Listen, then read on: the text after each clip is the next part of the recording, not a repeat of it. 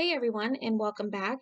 It's Julianne here, and today I'm sharing my first ever square card featuring the Some Kind of Wonderful stamp set from the Stamp Market, as well as the polka dot background stencil, the circle spotlight stencil, and the double stitch squares honey cuts, and all of those are from Honeybee Stamps.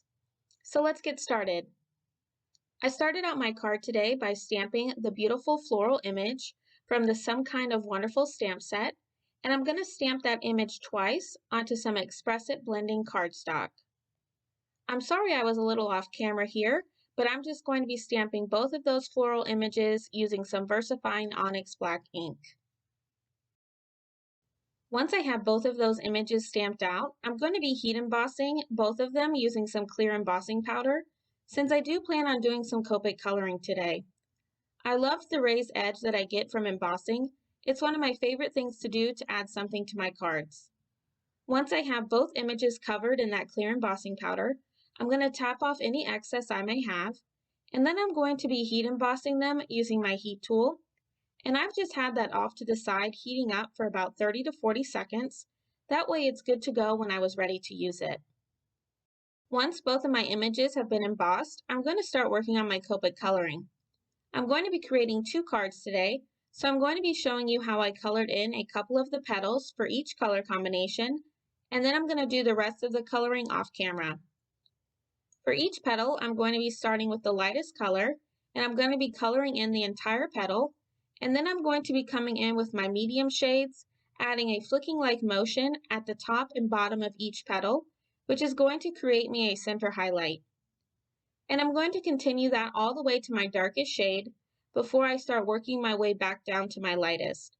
I'm only going to come down to my second lightest shade, and that's because I don't want to color the entire petal again, because I want to keep that center highlight.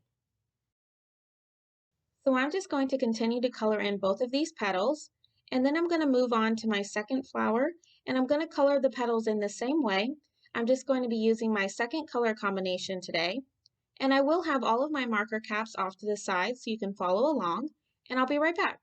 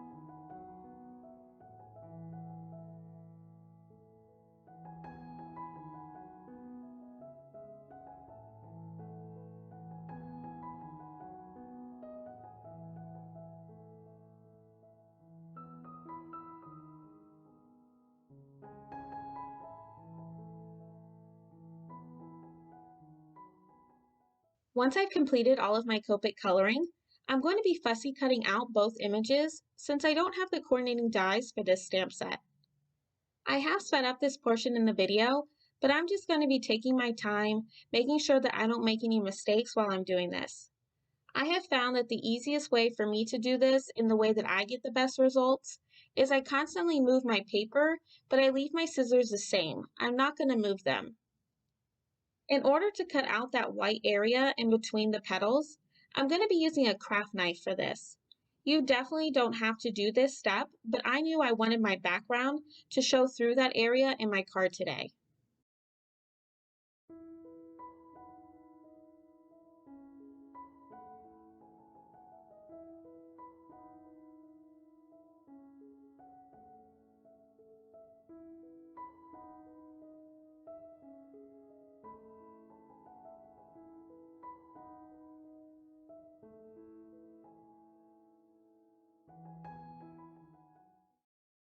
Once I have both of my images cut out, I'm going to start working on the rest of my cards today. Using the largest of the double stitch square dies, I die cut out 2 pieces of Ranger watercolor paper since I am going to be doing some ink blending for both of my backgrounds today. I'm going to be using the Circle Spotlight stencil from Honeybee Stamps, and out of that stencil set, I'm going to be using the stencil that has the largest circle. And once I've centered that onto my panel, I'm going to be temporarily adhering it down using some purple tape, and then I'm going to start my ink blending. For both of my backgrounds, I'm going to be using 2 different colors of Distress Oxide inks. But first, for this card, I'm going to be starting with my shaded lilac, and I'm going to be ink blending the entire circle. And once I'm happy and I have a nice blend for that, without removing this stencil, I'm going to be laying down one of the polka dot background stencils directly on top. And again, I'm going to be adhering it down with some more of that purple tape. But this time, I'm going to be doing my ink blending with some wilted violet. And I'm just going to be doing that ink blending with that wilted violet very lightly because I don't want my polka dots to be that much darker than my shaded lilac. Once I'm happy with my blend, I'm going to remove both stencils to reveal that circle spotlight background that I've created. For my second card, I'm going to be doing the same as the first card, but this time I'm going to be using 2 different colors of Distress Oxide inks. I'm going to be using Twisted Citron as well as Mowed Lawn.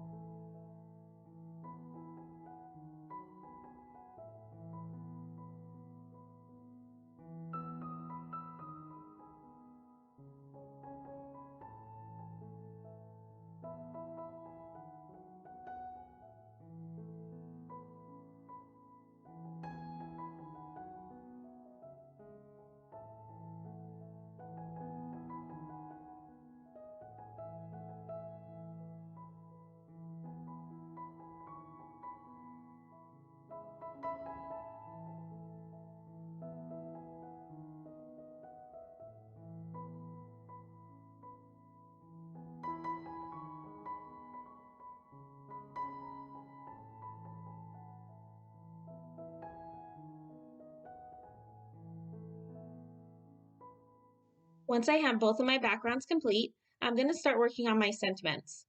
I love this super bold sentiment that the Some Kind of Wonderful stamp set comes with, and I thought it was just the perfect sentiment for me to tell my mom how much she means to me. So I'm just going to line up each stamp and make sure they are all straight before stamping them with some more of that VersaFine Onyx Black ink. Once I have my sentiments stamped to both of my backgrounds, I'm going to be adhering my floral images down with some foam adhesive, and I just love how they look with that ink blended background. I really love how the purple complements the yellow flower as well as the green complements the pink. And it was at this point that I really wanted to add even more color to each of my cards, so I decided to trim down some colored cardstock to match my ink blended area to give each of my cards a really nice border. And I'm just going to adhere my backgrounds directly to that cardstock before adhering them to my card base. And if you plan on recreating these cards, this is definitely just an added step, but I really love how the border ties into each background. Finally, to finish off both of my cards, I'm going to be scattering sequins throughout from Honeybee Stamps. I use ballet slippers to match my pink flower and honey jar to match my yellow flower. Once I have them all adhered, that's going to complete both of my cards for today. I want to thank you all for stopping by and spending some time with me. If you liked this video, make sure to give it a thumbs up as well as subscribe for more card making ideas. If you are interested in any of the supplies I used in my video today, they will all be listed and linked down below in the description.